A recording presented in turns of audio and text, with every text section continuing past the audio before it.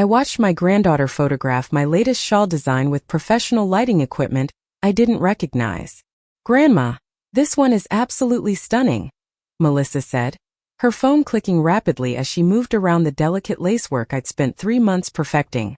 "The color work is incredible. Do you mind if I post this on my Instagram?" I smiled, proud that my 28-year-old granddaughter appreciated the craft I'd been practicing for over 50 years. "Of course, sweetheart. I'm just happy someone your age still cares about traditional handwork." What I didn't know was that she had already sold 17 of my original designs to luxury yarn companies for $500 each, never mentioning my name, never sharing a single cent, and certainly never asking my permission. Before we jump back in, tell us where you're tuning in from. And if this story touches you, make sure you're subscribed, because tomorrow, I've saved something extra special for you. My name is Dorothy Chen, and at 72 years old, I thought I understood the boundaries of family loyalty. I had raised 3 children as a single mother after my husband died in a construction accident when I was only 35. Those were hard years, working double shifts at the hospital as a nurse while trying to keep food on the table and clothes on growing bodies. Knitting had been my salvation during those dark times, something I could do with my hands while my mind processed grief and worry. What started as a way to make affordable sweaters for my children evolved into an art form that became my identity. I lived in a modest craftsman house in Portland, Oregon, surrounded by bins of yarn organized by weight and color, shelves lined with knitting books dating back to the 1950s, and walls covered with photographs of finished projects. My living room had been converted into what my daughter Rachel called my studio, though I still thought of it as just the place where I worked. The morning light came through the large windows perfectly, and I had arranged my favorite chair, a worn leather recliner that had belonged to my husband, to catch that light for at least 6 hours a day. Melissa was Rachel's oldest daughter, and she had always been my favorite grandchild, though I tried never to show it. She had her father's dark curly hair and her mother's quick intelligence, but more than that, she had inherited my love for creating beautiful things. While my other grandchildren pursued careers in finance and technology, Melissa had studied textile design at the Rhode Island School of Design and moved back to Portland 2 years ago to work as a freelance designer. We had grown close during her childhood, spending countless afternoons together while I taught her basic stitches and color theory. Watching her develop into a talented designer had been one of my greatest joys.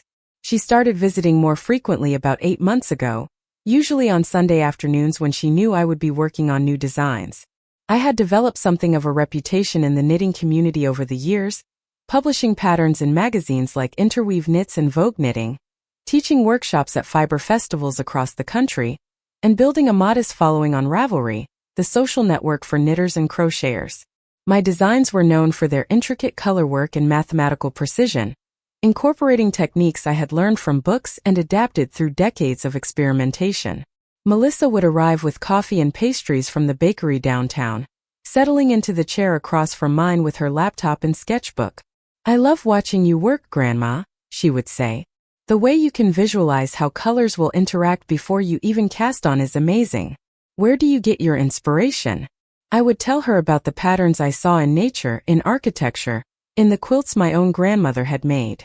I explained my process for charting color work, for calculating gauge and ease, for engineering garments that would drape beautifully on different body types.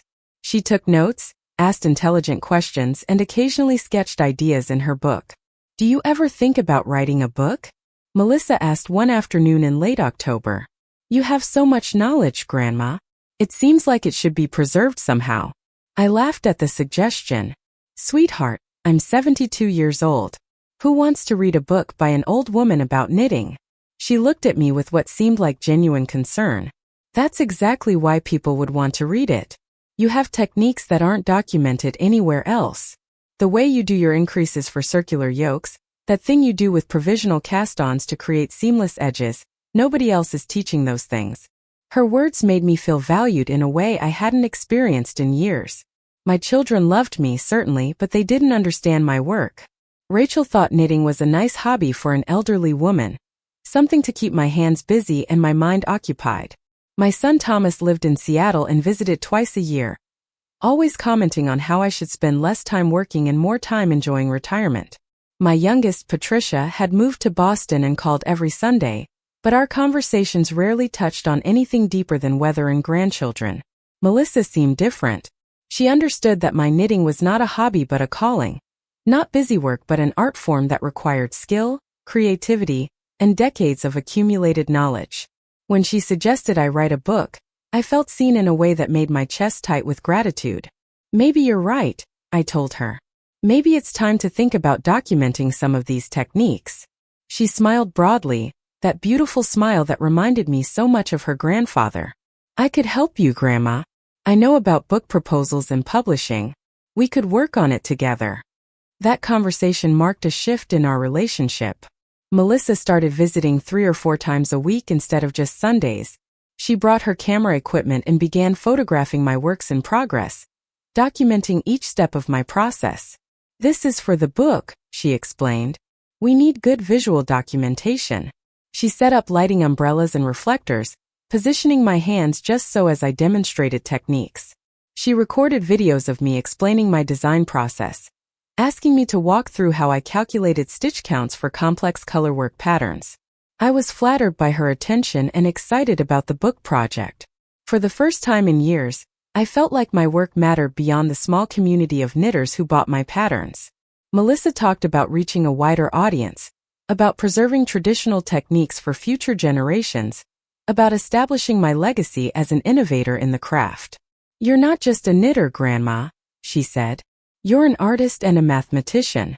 Your designs are like architectural drawings executed in fiber. She asked to see my archive of unpublished designs, patterns I had developed over the years but never released publicly. I kept them in a filing cabinet in my bedroom, each one carefully documented with charts, written instructions, and gauge swatches. There were probably 200 designs in that cabinet, representing thousands of hours of creative work. Some were experiments that hadn't quite worked out. Others were designs I loved, but hadn't found the right publication opportunity to share them. I showed them to Melissa with pride, explaining the story behind each one.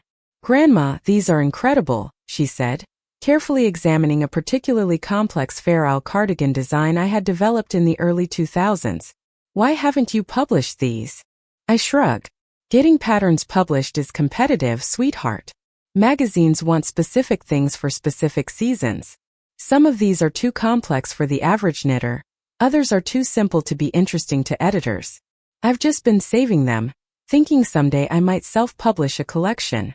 Melissa took photographs of several designs, saying she wanted to study them to better understand my design process. For the book, she reminded me, I want to be able to explain not just your techniques but your artistic vision. I was touched by her thoroughness and her genuine interest in understanding my work at a deeper level. We talked for hours about color theory, about the mathematical relationships in stitch patterns, about how I had adapted traditional techniques from Scottish, Scandinavian, and Japanese knitting traditions. In November, Melissa asked if she could borrow some of my original samples to photograph in her studio. The lighting there is better, she explained, and I have professional backdrops that will really make the details pop. I hesitated, uncomfortable with letting my work leave my house. These weren't just knitted objects but pieces of my creative soul, each one representing hours of careful work and creative problem solving. But Melissa assured me she would take excellent care of them and return them within a few days. I lent her 3 pieces. A circular yoke sweater with an intricate geometric pattern in 7 colors, a triangular shawl featuring leaves rendered in lace and stranded colorwork, and a pair of heavily cabled socks that demonstrated a technique I had invented for working cables without a cable needle. She returned them a week later, carefully wrapped in tissue paper, with a memory card full of professional photographs. These are for the book proposal, she said. Publishers need to see the quality of your work. The photographs were stunning. Melissa had a real talent for capturing texture and dimension, for showing how light played across the surface of different stitch patterns. Looking at my work through her lens made me see it differently, made me recognize the artistry I had always downplayed as just craft work. You're incredibly talented, Melissa, I told her. These photographs are museum quality. She hugged me tightly. I learned from the best, Grandma. You taught me to see beauty in the details. December brought the first hints that something might be wrong, though I didn't recognize them at the time. I had lunch with my friend Virginia. another longtime knitter who had been my companion at fiber festivals for 20 years. Virginia was 75, sharp as ever, and never hesitated to speak her mind. We met at a cafe near Powell's Books, catching up on family news and discussing our winter projects. "Dorothy, I saw something online that confused me," Virginia said carefully, stirring sugar into her tea. There was a post on Instagram about a new luxury yarn company launching a collection of exclusive designs. One of them looked remarkably similar to that colorwork technique you developed for your yoke sweaters. I felt a small flutter of unease but pushed it away. "Lots of people work circular yokes, Virginia. It's not exactly an unusual construction method." She pulled out her phone and showed me the post. The design was similar to mine, featuring the same style of geometric patterning I had spent years perfecting. Preparing and narrating this story took us a lot of time, so if you are enjoying it, subscribe to our channel, it means a lot to us. Now back to the story. But the colors were different and the specific motifs had been altered slightly. "It says the designer is M. Chen," Virginia continued. "Any relation?" "Melissa Chen. But surely this was just a coincidence, or perhaps Melissa had been inspired by my work to create her own variations. Wasn't that what apprenticeship was about, learning from masters and developing your own voice?" "That's my granddaughter," I said, trying to keep my voice light. "She's a textile designer. I've been teaching her some of my techniques." Virginia looked at me with an expression I couldn't quite read. "Is she crediting you as her teacher? Or indicating these are adaptations of your work?" I looked more closely at the post. There was no mention of me, no acknowledgement of learning from a grandmother or adapting traditional techniques. The caption read something about drawing inspiration from architectural patterns and color studies, followed by information about purchasing the pattern for $49. $49 seemed expensive for a single pattern, but perhaps that was the going rate for luxury designs. "I'm sure she just forgot to mention me," I said, though the words felt hollow. "We've been working on a book project together. She's been documenting my techniques." Virginia didn't say anything else, but her silence felt heavy with unspoken concern.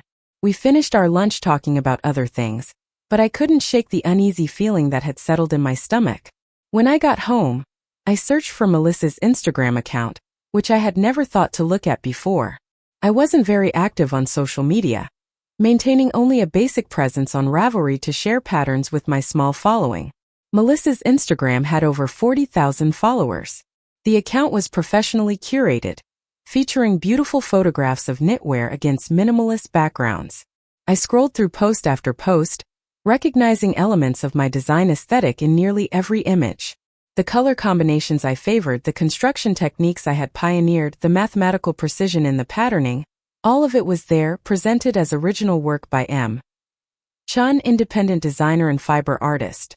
My hands shook as I continued scrolling.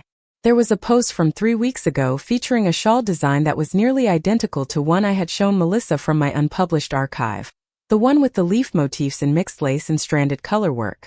The caption called it an original design inspired by autumn walks in Forest Park. The pattern was available for purchase for $75. I found another post from early November showing the circular yoke sweater design I had lent her to photograph.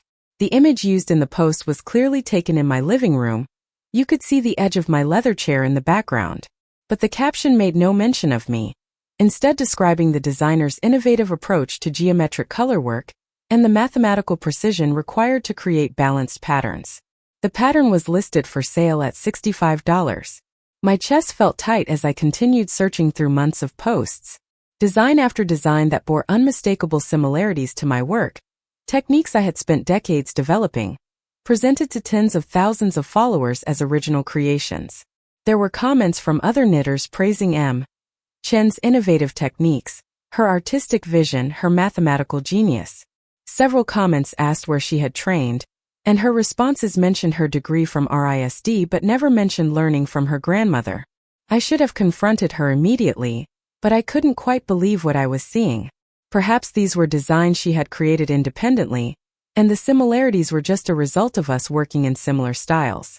Perhaps I was overreacting, letting Virginia's concerns make me suspicious where I should have been proud.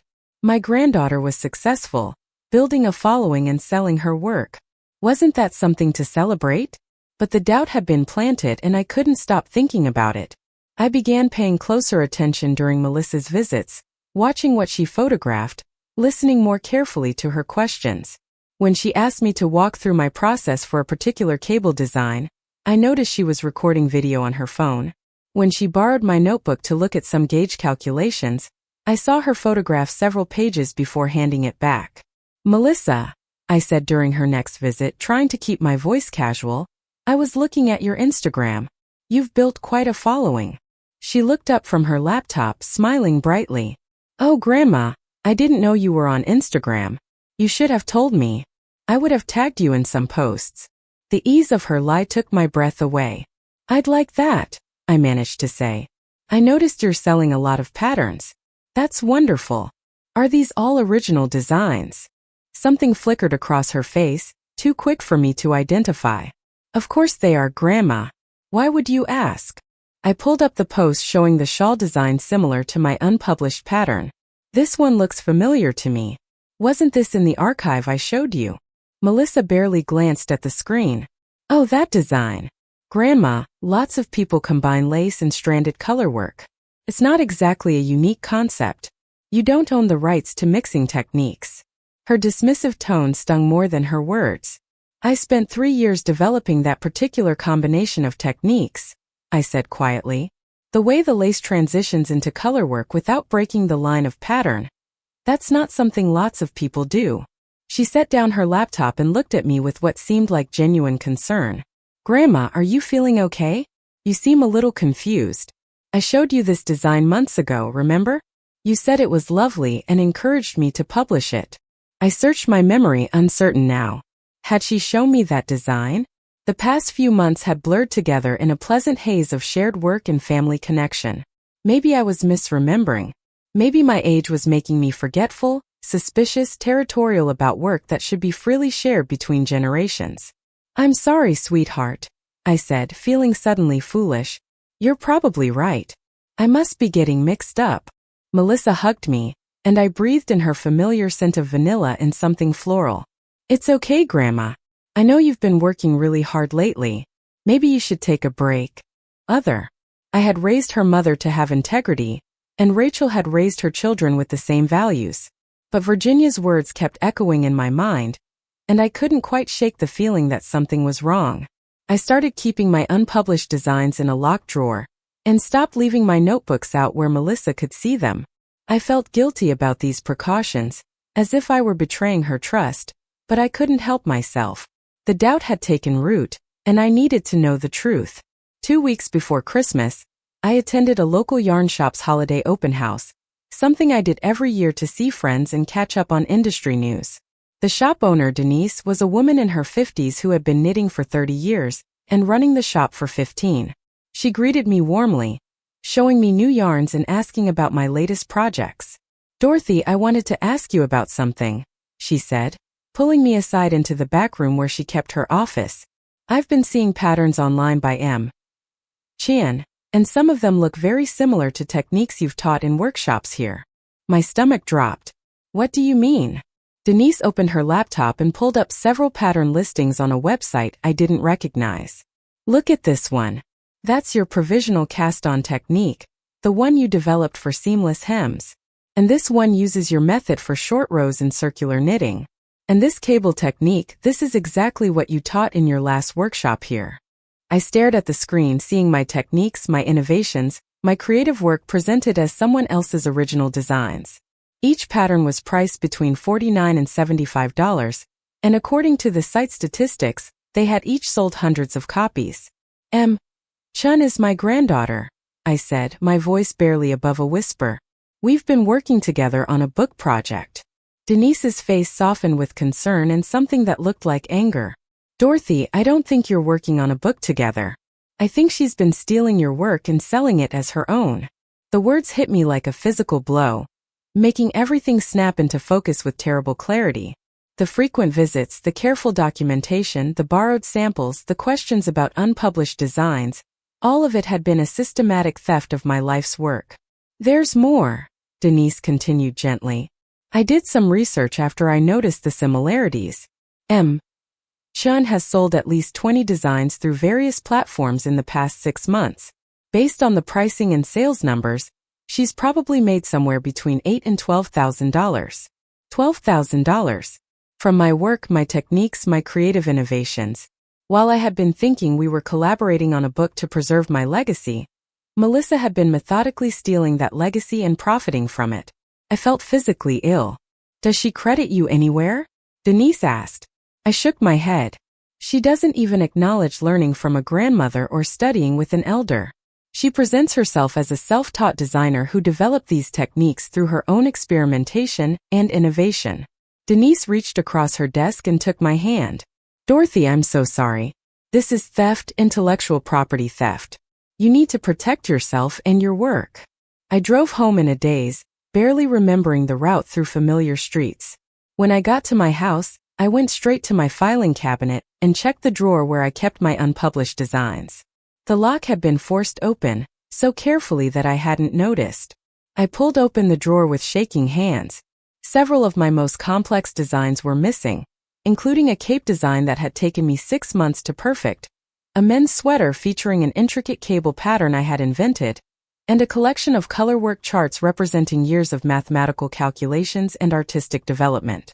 I sat on my bedroom floor, surrounded by the scattered remains of my archive, and finally let myself cry. Not just for the stolen designs or the lost income, but for the betrayal itself. Melissa had looked me in the eye, hugged me, called me grandma, and stolen from me without a moment's hesitation. She had used my love for her as a weapon, knowing I would trust her completely, knowing I would share my life's work without suspecting her motives. My phone rang. It was Melissa. Hi, Grandma. I'm planning to come over tomorrow afternoon. Is that okay? I want to talk to you about the book proposal. I think we're almost ready to start reaching out to publishers. The casual confidence in her voice made me want to scream. Instead, I forced my voice to sound normal. Tomorrow is fine, sweetheart. I'll see you then. After I hung up, I sat in silence trying to process what I had learned and decide what to do next. Part of me wanted to believe there was some explanation, some misunderstanding that would make this all make sense. But the evidence was overwhelming. Melissa had systematically stolen my work, and she had done it with premeditation and skill, building trust while planning theft. I thought about calling Rachel, but what would I say? Your daughter stole from me? I couldn't bear to destroy Rachel's relationship with her child, or put her in the position of choosing sides between her mother and her daughter. I thought about calling the police, but what crime had actually been committed? Knitting patterns weren't copyrighted in the same way written work was. The techniques themselves couldn't be owned, only specific instructions and charts. As darkness fell and I remained sitting on my bedroom floor, I realized something important. I didn't just want my designs back or compensation for the theft. I wanted Melissa to understand what she had done, to feel the weight of her betrayal, to face consequences that would prevent her from ever doing this to anyone else. But most of all, I wanted to know why. Why had she chosen theft over honest collaboration? Why had she looked me in the eye and lied? Why had my love been so easy to exploit? Tomorrow, when Melissa arrived talking about book proposals and publishing timelines, I would have to decide whether to confront her or wait, gather more evidence, build a case that couldn't be denied or dismissed. I would have to decide whether to protect my family relationships or protect my work and my integrity. For now, I sat in the darkness of my bedroom, holding the few designs that remained in my cabinet, and tried to figure out how to survive the knowledge that my favorite grandchild had valued my life's work at $500 per design. I didn't sleep that night. Instead, I sat at my kitchen table with a pot of tea and a notebook, methodically documenting everything I could remember about the past 8 months. Every visit from Melissa, every design I had shared, every technique I had demonstrated, every piece I had lent her to photograph. The list grew longer as memories surfaced, moments I had interpreted as loving interest now revealed as calculated theft. Around 3 a.m, I opened my laptop and began searching for every trace of M. Chen online. Beyond Instagram, I found her selling patterns on Ravelry, on Etsy, on her own website that proclaimed her as an innovative designer combining traditional techniques with modern sensibility. The website featured a biography that mentioned her RISD education, and her passion for fiber arts, but made no reference to learning from family members or studying with master knitters. I clicked through her pattern listings, my stomach churning as I recognized design after design. The provisional cast-on technique I had spent years perfecting was presented as her innovation for creating seamless hems. The short row method I had developed for shaping circular yokes was described as her solution to common construction problems. Even my color theory principles, the mathematical relationships I had worked out through decades of experimentation, were packaged as her artistic vision. Each pattern sold for between $49 and $75. I calculated sales numbers based on the review counts and average purchase patterns. Melissa had made at least $15,000 from my work, possibly more. $15,000 while I lived on a modest nurse's pension and Social Security, carefully budgeting to afford quality yarn and workshop fees.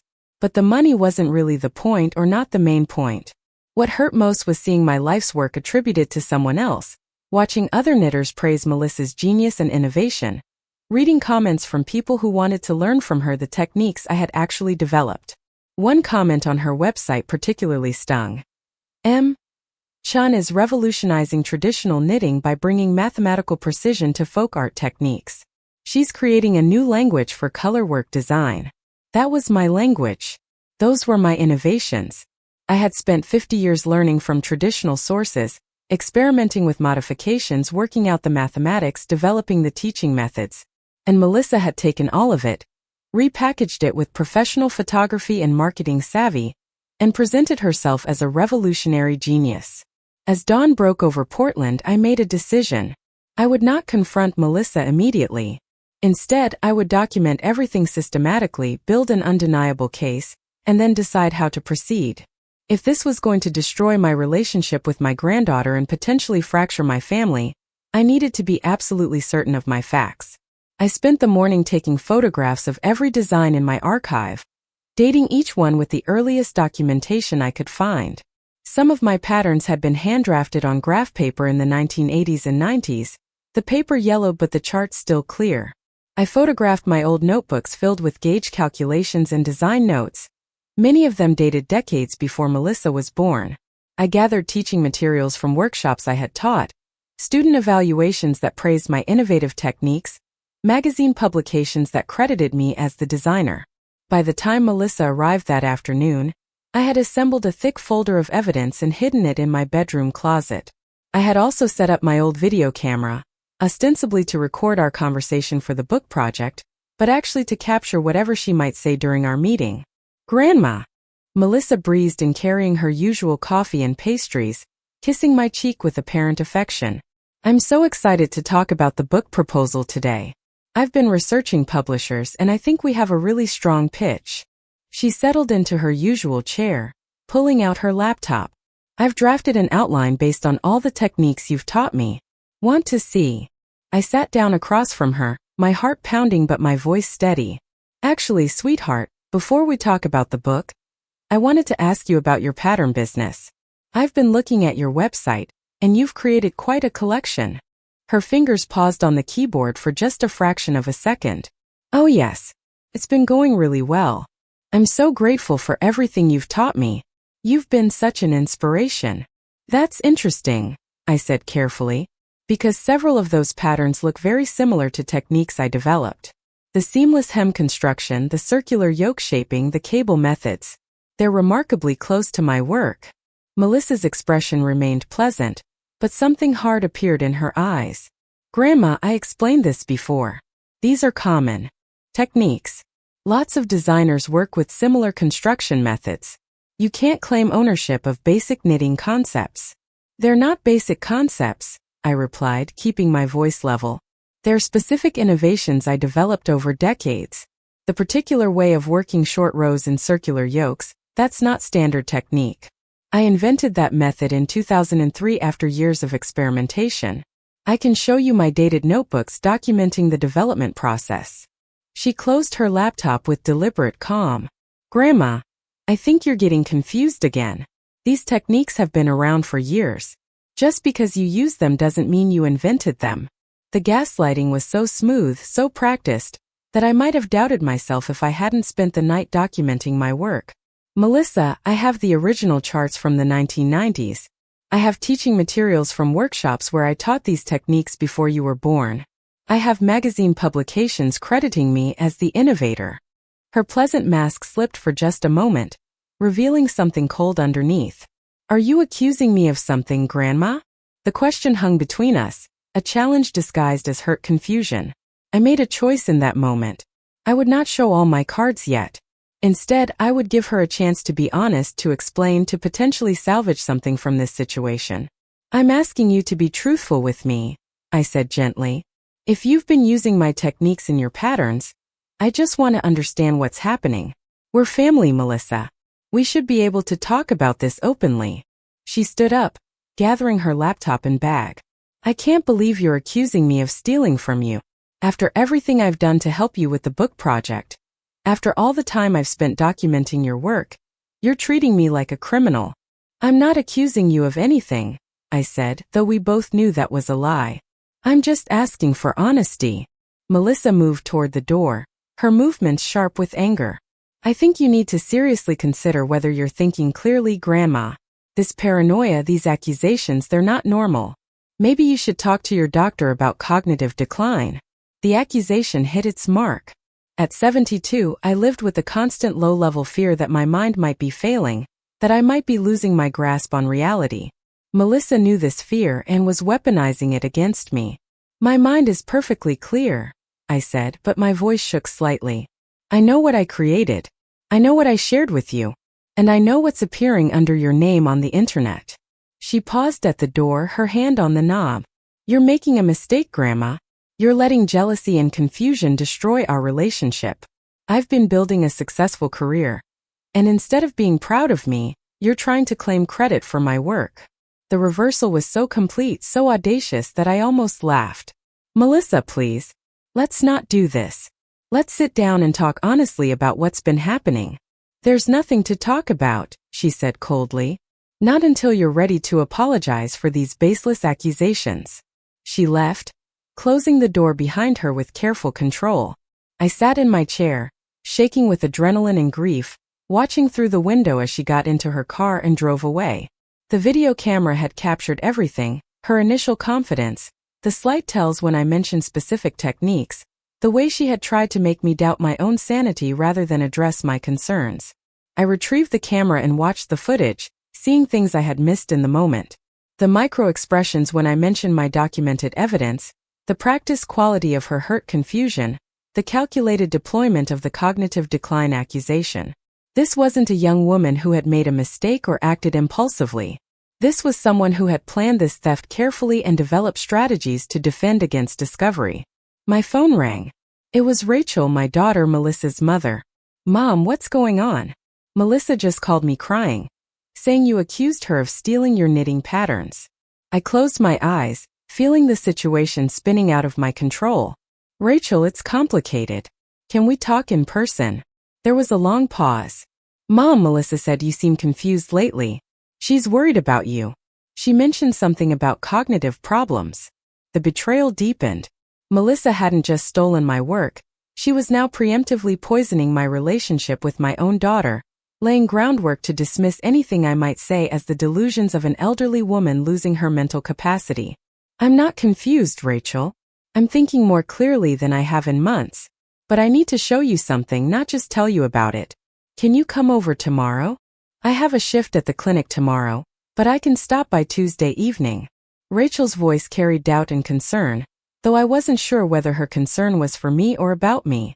Mom, if you're having memory problems, we should talk to your doctor. There's no shame in getting help. I don't need medical help, Rachel. I need you to look at evidence with an open mind. After we hung up, I felt the weight of isolation settling over me.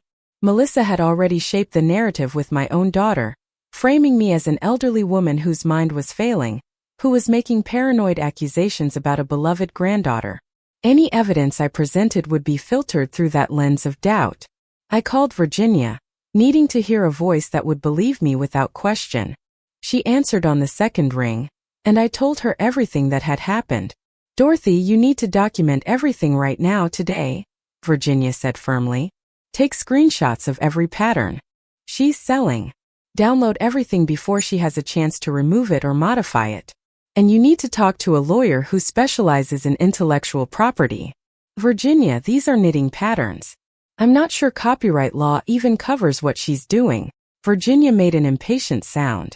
Copyright covers creative works, which absolutely includes knitting patterns. The specific charts, the written instructions, the photographs, all of that is copyrightable. And even if the techniques themselves can't be copyrighted, what she's doing is still fraud. She's claiming credit for work she didn't create, profiting from your innovations, and damaging your professional reputation. Her certainty steadied me. I don't know any intellectual property lawyers. Virginia was quiet for a moment. My nephew is a lawyer in Portland. He doesn't specialize in IP, but he'll know who to refer you to. Let me call him tonight and see if he can meet with you this week. After we hung up, I spent hours taking screenshots of Melissa's patterns, her Instagram posts, her website. I documented prices and estimated sales numbers. I photographed my original designs, my dated notebooks, my teaching materials. I created a timeline showing when I had developed each technique and when Melissa had begun selling patterns using those techniques. The work was tedious and painful, each new piece of evidence a fresh reminder of betrayal. But it was also clarifying. With each screenshot and photograph, I felt my certainty growing. I was not confused.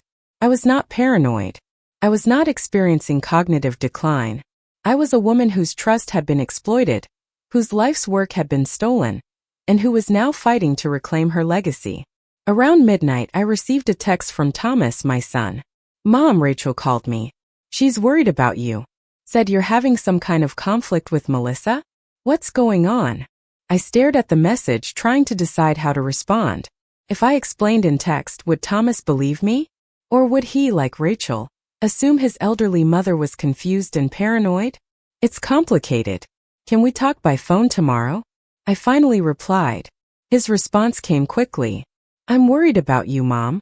Rachel said something about cognitive issues. Have you been feeling confused lately?" There it was again, the same narrative Melissa had planted. My children were now primed to interpret everything I said through the lens of potential mental decline. "I'm not confused, Thomas, but I need to show you and Rachel some evidence before we can really talk about this. Can you come down from Seattle this weekend?" "Mom, I have work. If this is a medical emergency, you should see your doctor. If it's a family conflict, maybe you and Melissa just need some space to cool down." The dismissiveness in his words stung. Thomas had always been practical to the point of coldness, dealing with problems by minimizing them or delegating them to others. "Never mind," I typed. "I'll handle it myself." I turned off my phone and returned to my documentation. If my own children weren't going to believe me without proof, I would gather proof so comprehensive it couldn't be dismissed or explained away. I would build a case that would force everyone to see the truth, regardless of how much they wanted to believe Melissa's version of events. Tuesday evening, Rachel arrived at my house with the kind of determined cheerfulness people use when they're worried about an aging parent's mental state. "Hi, Mom. How are you feeling?" She hugged me but held on a little too long, as if checking for signs of frailty or confusion. "I'm fine, honey. Thank you for coming." I led her to my kitchen table where I had spread out my documentation. "I need you to look at something with an open mind." Rachel's eyes widened at the array of papers, photographs, and computer printouts. "Mom, what is all this?" I sat down and gestured for her to join me. "This is evidence that Melissa has been systematically stealing my knitting designs and selling them as her own original work." I watched Rachel's face carefully as I walked her through the timeline. Here were my original designs from the 90s, dated and documented. Here were Melissa's patterns using identical techniques. Here were my teaching materials from workshops where I had taught these methods years before Melissa claimed to have invented them. Here were screenshots showing the prices and sales numbers for Melissa's patterns. Rachel listened quietly, occasionally picking up a document to examine it more closely.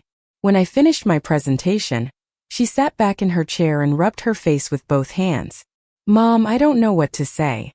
At least she hadn't immediately dismissed my concerns as confusion or paranoia.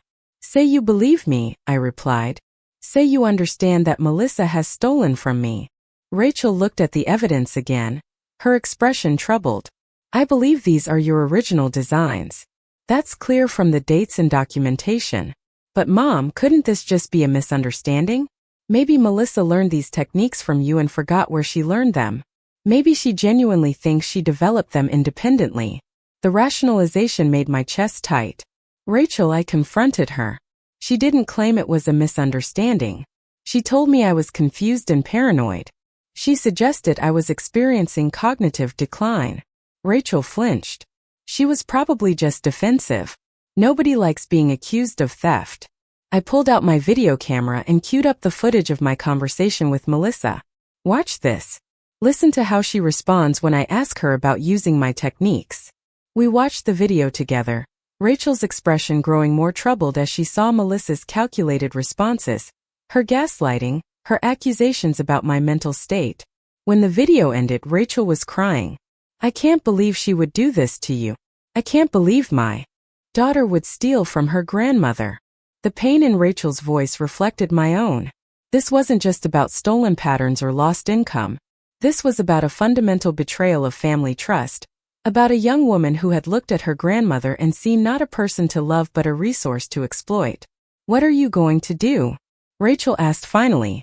I showed her the folder Virginia had given me, information about intellectual property lawyers, articles about copyright protection for knitting patterns, examples of other cases where designers had successfully sued for pattern theft. I'm going to protect my work and my reputation. I'm going to make sure everyone knows the truth about who created these designs. Rachel wiped her eyes. Mom, if you sue Melissa, it's going to tear the family apart. Thomas will be upset, Patricia will be caught in the middle, and I'll have to choose between supporting you and maintaining a relationship with my daughter. The words hurt because they were true. Legal action would fracture our family in ways that might never heal. But the alternative was accepting the theft, allowing Melissa to continue profiting from my work, and watching my legacy be attributed to someone else. Rachel, I understand this is hard for you, but put yourself in my position. Melissa has stolen 50 years of my creative work. She's making thousands of dollars from my innovations while crediting herself as the genius designer. She's damaged my professional reputation by claiming my techniques as her own. And when I tried to talk to her about it, she tried to convince everyone I'm mentally incompetent. What would you do in my position? Rachel was quiet for a long time. Finally, she said, I would fight. I would do exactly what you're doing. But Mom, please know that whatever happens, I'm on your side. I believe you. I see the evidence. And I'm furious at Melissa for what she's done. Her support felt like oxygen after drowning. I wasn't alone. My daughter believed me. Whatever happened next, I wouldn't be facing it isolated and dismissed as a confused old woman. There's something else, I said, pulling out another folder. I've been researching, and I found that Melissa hasn't just been selling patterns. She's been taking commissions for custom designs, charging $500 per design. And I found emails she accidentally left logged in on my computer during one of her visits. She's been selling my unpublished archive designs as custom work. Rachel's face went pale. $500? How many commissions? I showed her the email evidence, a string of correspondence with luxury yarn companies and high-end knitting publications. Melissa had sold at least 17 designs from my archive as exclusive customs, promising each buyer that they were purchasing original work that would never be reproduced or sold to anyone else. 17 designs at $500 each. That's $8,500 just from the custom work. Combined with her pattern sales, she's probably made over $20,000 from my work in the past 8 months. Rachel looked physically ill. I had no idea. When she told me her design business was taking off, I thought she meant she was creating her own work. I was so proud of her. The devastation in her voice mirrored my own feelings. We had both loved Melissa, believed in her talent, celebrated her success. And all of it had been built on theft and lies. Mom, I think you need to talk to that lawyer Virginia mentioned. Soon. Before Melissa realizes you're building a case and tries to cover her tracks. Rachel was right. I called Virginia's nephew the next morning, and he agreed to meet me that Friday. His name was James Montgomery, and he practiced business law but had connections with intellectual property specialists. When I arrived at his office in downtown Portland, he greeted me warmly and introduced me to his colleague, A woman named Lisa Tran who specialized in creative copyright issues. I spent 2 hours walking them through everything, showing them my documentation, explaining the timeline, playing the video of my confrontation with Melissa. Lisa took detailed notes and asked sharp questions about dates, publication history, and documentation methods. "Mrs. Chen," Lisa said when I finished, "you have an exceptionally strong case. Your documentation is thorough, your timeline is clear, and you have multiple forms of evidence showing that you created these techniques and designs years before your granddaughter claimed them as her own." Relief washed over me. So I can stop her? I can make her acknowledge that she stole from me. Lisa hesitated. "We can certainly send a cease and desist letter demanding that she stop selling patterns using your techniques and designs. We can demand compensation for the money she's made from your work. And if she doesn't comply, we can file a lawsuit for copyright infringement and potentially fraud." "But," I prompted, hearing the unspoken caveat. James leaned forward. "But Mrs. Chen, you need to understand that this will be expensive, time-consuming, and emotionally devastating. Litigation between family members is always painful. And even if you win, which I believe you would, the damage to your family relationships will be significant."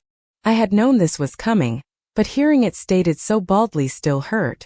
"My granddaughter has already damaged our relationship," I said.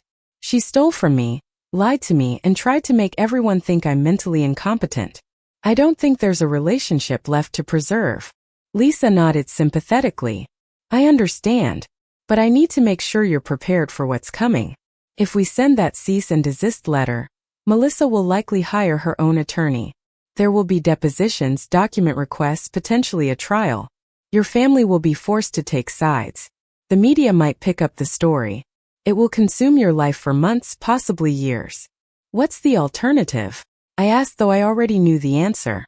James spread his hands. "The alternative is to approach Melissa privately, show her the evidence, and try to reach a settlement. She could agree to stop selling the patterns, pay you compensation for what she's already made, and publicly acknowledge that the techniques came from you. No lawyers, no lawsuits, no public fighting." I thought about Melissa's cold eyes when I had confronted her, the practiced way she had called me confused and paranoid. She'll never agree to that. She's committed to the lie now. Admitting the truth would destroy her reputation and her business. Lisa nodded. "You're probably right. Which means litigation is likely the only option if you want to protect your work and your legacy." I sat in that office, surrounded by lawyers and legal documents, and thought about what this would cost me. Money for legal fees, certainly. Time and energy dealing with depositions and court proceedings. Relationships with family members who might choose Melissa's side or who might resent being forced to choose at all. The comfort of believing my granddaughter loved me, which was already gone but whose loss would become public and permanent. Against those costs, I weighed what I would lose if I did nothing. My life's work attributed to someone else. My innovations claimed by a thief. My reputation as a designer overshadowed by my granddaughter's stolen success. The precedent that family members could betray me without consequences. My own self-respect if I allowed this theft to continue unchallenged. "Send the cease and desist letter," I said finally. "I want her to stop selling my work. I want compensation for what she's stolen. And I want public acknowledgement of the truth. If she won't agree to those terms, then we'll file a lawsuit." Lisa and James exchanged a glance. "Mrs. Chen, our retainer for this kind of case starts at $5,000. Are you prepared for that financial commitment?" $5,000 was a significant portion of my savings. But I had lived frugally my entire life, and I had put money aside for emergencies. This qualified as an emergency. "I'm prepared. What do I need to do next?" Lisa drafted the cease and desist letter over the weekend, and we sent it by certified mail on Monday morning. The letter was formal and detailed, listing each pattern Melissa had sold using my techniques, demanding immediate removal of all infringing materials, and requesting full accounting of profits made from my stolen work. We gave her 10 business days to respond. Those 10 days felt like walking through fog. I went through my daily routines, knitting in my chair by the window, responding to emails from students, but everything felt muted and distant. Rachel called every day to check on me, her support unwavering even as she struggled with her own grief over her daughter's actions. Virginia stopped by with meals and company, sitting with me while I worked on a new shawl design that I would carefully document and copyright before sharing with anyone. On the 8th day, Lisa called. "Mrs. Chen, we received a response from an attorney representing Melissa Chen. They're rejecting all our claims and threatening to countersue for defamation and harassment." My hands tightened on the phone. "What does that mean?" Lisa's voice was calm but serious. "It means they're going to fight. Melissa's attorney is arguing that the techniques you claim to have invented are actually common knowledge in the knitting community, that any similarities between her work and yours are coincidental, and that your accusations have damaged her business reputation." The audacity of it took my breath away. Common knowledge? I have dated documentation going back 30 years showing how I developed these techniques. Lisa made a sound of agreement. "I know, and we'll present all of that evidence. But this is their opening position. They're trying to intimidate you into backing down. The question is, are you willing to move forward with litigation?" I thought about the little girl Melissa had been, the teenager who spent summers with me learning basic knitting stitches, the young woman who had seemed to genuinely love and respect me. That person was gone, replaced by someone who would lie to lawyers and threaten her own grandmother rather than admit wrongdoing. "File the lawsuit," I said. "I'm not backing down." The lawsuit was filed in early February. Lisa had brought in a partner who specialized in intellectual property litigation, a sharp woman named Rebecca Walsh who had successfully handled several copyright cases involving craft patterns. Rebecca explained that we had a strong case based on my extensive documentation, but that we should expect Melissa's team to fight aggressively on every point. She was right. Over the following weeks, we received motion after motion from Melissa's attorneys, challenging our standing, disputing our evidence, requesting extensions and continuances. Each motion required a response. Each response cost money and time. My retainer was depleted within 6 weeks, and I had to commit another $3,000 to keep the case moving forward. The emotional toll was worse than the financial cost. Thomas called me angry and confused, demanding to know why I was suing his niece over knitting patterns. "Mom, this is ridiculous. Can't you just let it go? You're tearing the family apart over craft projects." His dismissal of my life's work as craft projects hurt more than his anger. "Thomas, she stole 50 years of my creative innovations and made over $20,000 from my work. If someone stole $20,000 from you, would you just let it go?" Patricia, my youngest, tried to stay neutral, but I could hear the strain in her voice during our weekly calls. "Mom, I believe you. But I also think maybe there's a way to resolve this without lawyers and courts. Maybe if you and Melissa sat down with a mediator." I had suggested mediation to Lisa, who had reached out to Melissa's attorneys about it. They rejected the idea, confident they could win in court or at least make the litigation so expensive that I would give up. The worst moment came in March when I attended a regional fiber festival, where I had been scheduled to teach a workshop. As I set up my materials, I noticed several attendees whispering and looking at me. One woman approached hesitantly. "Excuse me, are you Dorothy Chen? The one who's suing M. Chen?" Word had spread through the knitting community, fed by posts Melissa had made on social media portraying herself as a young designer being bullied by a bitter elderly relative who couldn't accept her success. "I'm Dorothy Chen," I said carefully. "And yes, I've filed a lawsuit to protect my intellectual property." The woman's expression was sympathetic but uncertain. "I've bought several of M. Chen's patterns. They're really beautiful. It's hard to believe she would steal them from her own grandmother." The implication was clear. She didn't believe me. Or more accurately, she didn't want to believe me because she admired Melissa's work and had invested money in her patterns. I taught my workshop that day to a smaller group than expected, several people having apparently withdrawn when they learned about the lawsuit. Those who attended were polite but distant, treating me with the careful courtesy people reserve for elderly relatives they suspect might be difficult or delusional. It was humiliating and exhausting, and I went home feeling more isolated than I had since my husband died. But I also felt a quiet determination hardening inside me. Melissa had counted on me being too old, too tired, too concerned about family harmony to fight back. She had assumed I would accept her theft rather than risk public confrontation. She was learning that she had miscalculated badly. The discovery phase of litigation began in April, and it was brutal. Melissa's attorneys demanded access to all my personal files, notebooks, and correspondence going back decades. They requested copies of every pattern I had ever published, every workshop I had taught, every email I had sent discussing knitting techniques. Rebecca assured me this was standard practice, an attempt to find any inconsistency or weakness in my documentation. We conducted depositions, formal interviews under oath where attorneys asked questions designed to trap or confuse. Melissa's deposition was particularly difficult. I watched via video conference as she sat in a conference room, dressed professionally and speaking with calm confidence. She testified that she had developed all her techniques independently through her own research and experimentation, that any similarities to my work were coincidental, and that she had never stolen anything from anyone. "Miss Chen," Rebecca asked during the deposition, "did your grandmother share her unpublished design archive with you?" Melissa barely hesitated. "She showed me some old patterns, yes, but they were rough drafts, incomplete ideas. Nothing like the finished designs I've published." The lie was smooth and complete. I watched her speak and wondered if she believed her own fabrications, or if she simply didn't care about truth.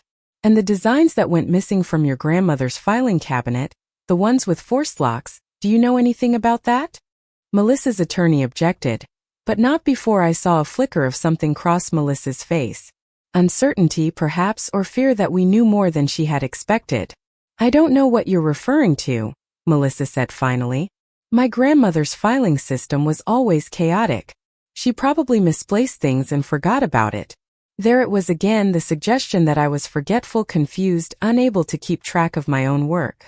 It was a deliberate strategy, planting seeds of doubt about my mental competence that could later be harvested during trial. My own deposition was less dramatic but no less exhausting. Melissa's attorneys spent hours asking about dates and details, trying to find gaps in my memory or inconsistencies in my timeline. They questioned my mental acuity, asking repeatedly if I was sure about dates from years ago, if I might be misremembering, if my age affected my ability to recall events accurately. Rebecca had prepared me for these tactics, but experiencing them was still difficult. Every question felt designed to make me doubt myself, to wonder if perhaps my memory was faulty, if perhaps I was the one who was confused. But each time doubt crept in, I looked at my documentation, at the dated notebooks and photographs and teaching materials that proved beyond question that I had created these designs and developed these techniques years before Melissa claimed them. In June, Rebecca called with unexpected news. "Mrs. Chen, we've had a development. One of the luxury yarn companies that bought exclusive designs from Melissa has contacted us.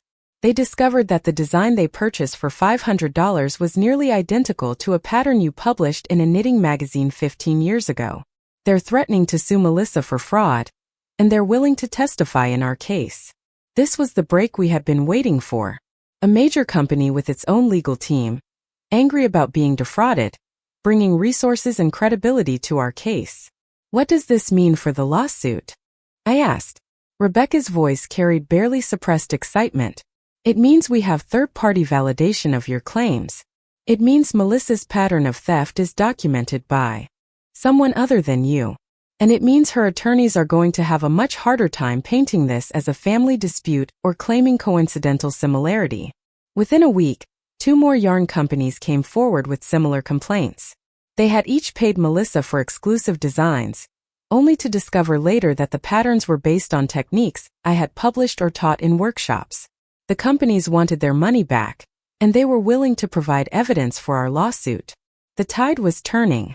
Melissa's attorneys requested a settlement conference in July, a clear sign that they were worried about going to trial. We met in a conference room at the courthouse, both sides sitting across a long table, while a mediator tried to facilitate discussion. I saw Melissa for the first time since our confrontation in my living room 6 months earlier. She looked thinner, her face tired and drawn. When our eyes met, I saw something I hadn't seen before. Not remorse exactly, but perhaps recognition that her actions had consequences she hadn't anticipated. The mediator outlined a potential settlement. Melissa would cease selling all patterns using my techniques, pay restitution of $18,000 covering her profits from my work, and issue a public statement acknowledging that she had incorporated techniques learned from her grandmother without proper attribution. Melissa's attorney immediately objected. My client admits no wrongdoing. Any statement would simply acknowledge that she learned some basic techniques from her grandmother, as many designers learn from family members. Rebecca shook her head firmly. That's not acceptable. Mrs. Chen doesn't want a vague acknowledgement. She wants truth. Your client didn't just learn basic techniques. She systematically stole proprietary methods and original designs, sold them as her own innovations, and made thousands of dollars from that theft. The mediation lasted 4 hours and ended without agreement. Melissa's side wouldn't accept full responsibility, and I wouldn't accept anything less than complete acknowledgement of the truth. As we prepared to leave, Melissa approached me in the hallway outside the conference room. "Grandma," she said quietly, and I heard tears in her voice. "Can we please just talk? Just the two of us without lawyers." I looked at her carefully, searching for genuine remorse or just tactical manipulation. "What do you want to say, Melissa?" She glanced around, making sure we were relatively private. "I'm sorry. I'm so sorry. I started small, just using one technique you showed me, and then it snowballed. I told myself I was just adapting your methods, making them my own, but I knew I was taking your work." The admission should have felt like victory, but it just felt sad.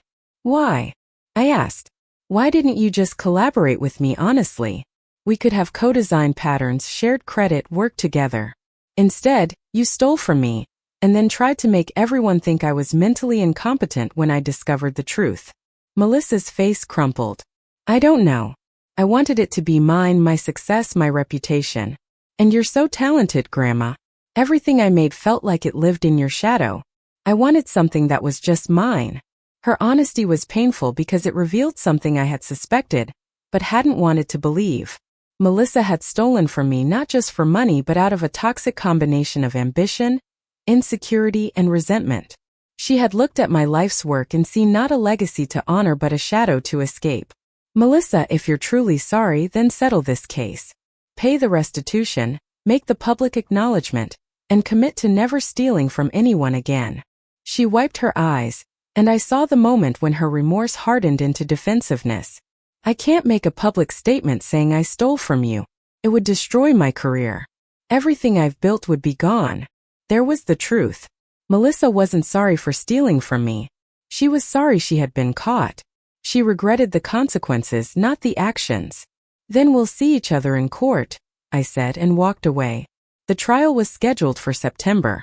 Rebecca and her team prepared meticulously, organizing hundreds of pages of evidence, preparing exhibits comparing my original designs to Melissa's patterns, lining up expert witnesses who could testify about the uniqueness of my techniques. The yarn companies that had been defrauded agreed to testify, as did several knitting teachers who had taken my workshops and recognized my methods in Melissa's patterns.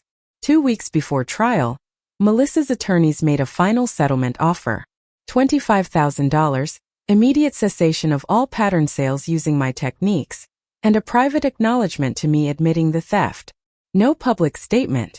Rebecca presented the offer, and I could hear in her voice that she thought I should consider it. "Mrs. Chen, this is a substantial amount of money. It covers full restitution plus damages. And while there's no public acknowledgement, you'll have Melissa's admission in writing that she stole from you." I thought about what I would gain from accepting. Financial compensation that would cover my legal fees and provide some cushion for my future. Written proof of Melissa's theft that I could share with people who doubted me. An end to the emotional exhaustion of litigation.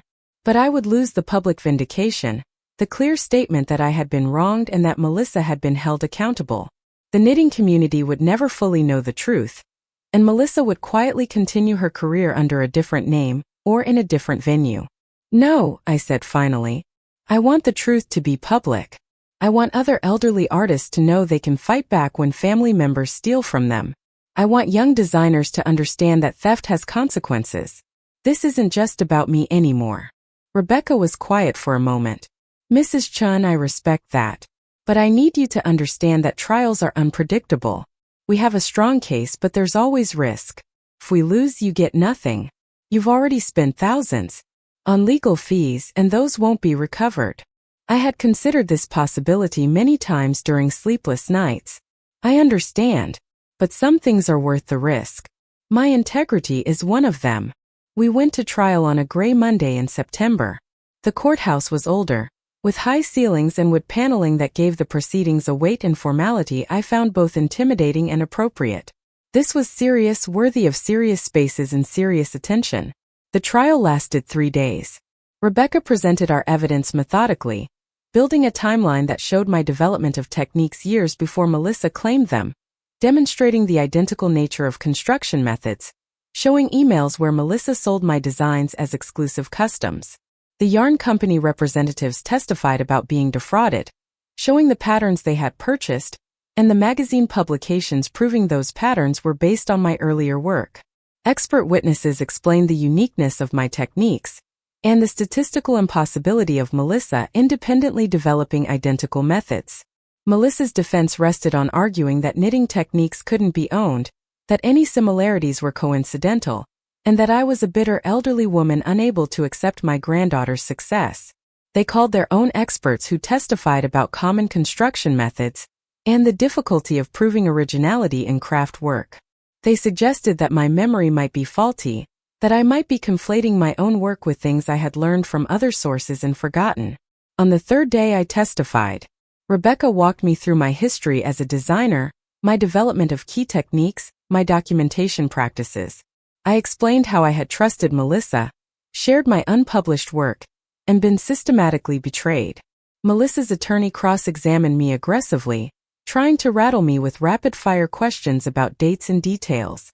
But I had lived with my work for 50 years. I knew every design, every technique, every innovation. My answers were clear and consistent, supported by the mountain of documentation we had presented. The jury deliberated for 6 hours. When they returned, the forewoman read the verdict in a steady voice. In the matter of Dorothy Chen versus Melissa Chen, we find in favor of the plaintiff on all counts. We find that the defendant knowingly and willfully infringed on the plaintiff's copyrighted works, that this infringement was intentional and malicious, and that the plaintiff is entitled to damages.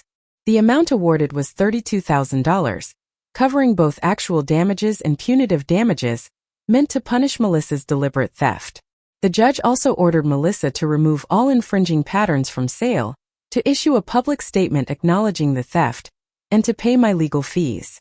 I sat in that courtroom, listening to the verdict, and felt something uncurl in my chest that had been tightly wound for almost a year.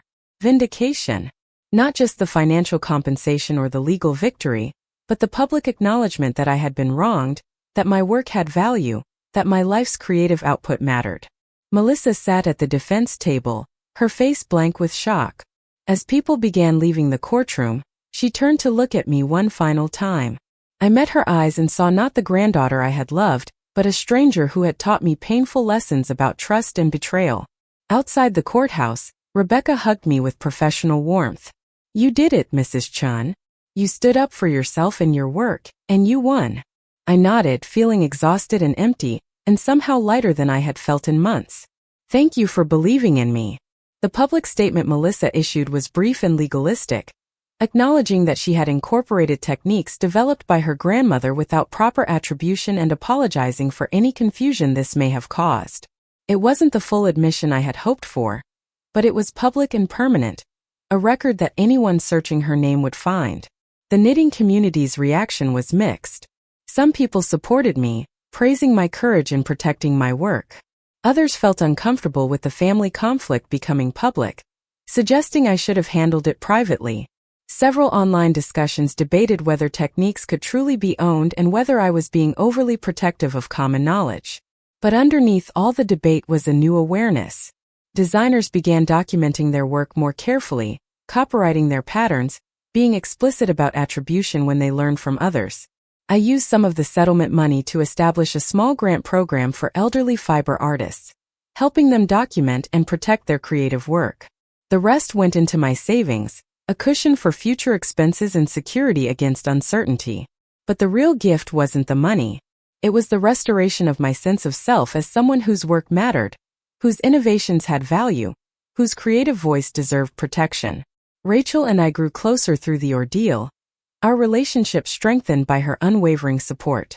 She had chosen to believe me when it would have been easier to side with her daughter, and I would never forget that loyalty. Thomas eventually came around after reading the trial transcripts, apologizing for dismissing my concerns as overreaction. Patricia sent flowers and a card saying she was proud of me for fighting back. I never spoke to Melissa again. She moved to California shortly after the trial, reinventing herself in a different craft community under a different name. Sometimes I wondered if she understood what she had lost, if she recognized that stealing from me had cost her not just money but family, trust, and integrity. But mostly I tried not to think about her at all. 2 years after the trial, I published a book about advanced knitting techniques, properly copyrighted and thoroughly documented. The book included my most innovative methods, explained with clear instructions and detailed photographs. It sold well within the knitting community and established my reputation beyond the small circle of people who had known my work. Several reviewers mentioned the lawsuit, framing me as a pioneer who had stood up for creative rights in the craft world. I still knit every day, sitting in my leather chair by the window, creating patterns that challenge and delight me. But now I copyright everything, document everything, share carefully and only with people who have proven themselves trustworthy. The innocence of my earlier generosity is gone, replaced by wisdom purchased at great cost. Some might say this makes me cynical or bitter, but I prefer to think of it as being properly cautious, protecting the work I love from those who would exploit trust for profit. On quiet mornings, I sometimes think about the coffee Melissa used to bring, the pastries and pleasant conversations that had masked systematic theft. I think about how easily I had been fooled, how completely I had trusted someone whose love turned out to be conditional on my continued usefulness. These thoughts still hurt, but they no longer consume me. The betrayal is a scar now, rather than an open wound, a permanent mark that reminds me what I survived and what I learned. My life now is smaller but more authentic. I teach workshops to students who genuinely want to learn. I share techniques with designers who properly credit their sources. I collaborate with yarn companies that respect intellectual property. I have built a new community based on mutual respect, rather than assumed family loyalty, and I find it more satisfying than I expected. The legal victory was important, necessary even, but the real triumph was reclaiming my voice, my work, and my sense of worth. At 74, I am still creating, still innovating, still pushing the boundaries of what knitting can be. And every stitch I make is mine, properly credited, legally protected, and freely given only to those who honor the gift. Up next, you've got 2 more standout stories right on your screen. If this one hit the mark, you won't want to pass these up. Just click and check them out.